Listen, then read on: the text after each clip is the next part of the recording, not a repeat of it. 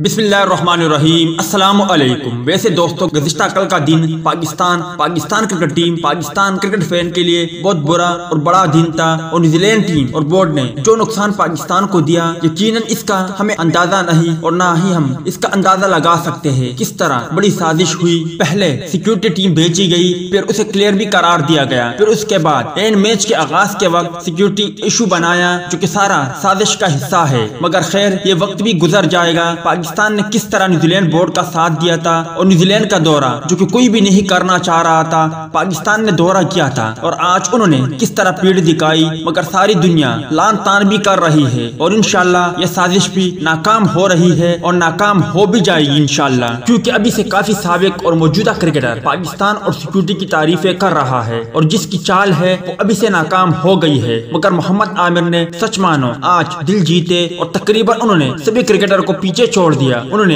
एक तरह से न्यूजीलैंड क्रिकेट बोर्ड को वार्निंग भी दी, मशवरा भी दिया, बद्दुआ भी दी और पाकिस्तान की उम्दा तारीफ भी की। मोहम्मद आमिर का अपने एक ट्वीट में कहना था कि हेलो न्यूजीलैंड, आप लोगों ने जो किया वो बहुत बुरा किया। हम तो मोहब्बत करने वाले, प्यारे, पुरअमन मुल्क से ताल्लुक रखने वाले लोग हैं। हम तो आपको माफ कर देंगे, मगर जो काम आपने किया, आने वाले वक्तों में इसकी सजा और इसकी मार आप लोगों को जरूर पड़ने वाली है और इसकी सजा आप लोगों को जरूर मिलेगी। उम्मीद है दोस्तों कि आज के मुख्तसर वीडियो भी आप भाइयों को पसंद आई होगी।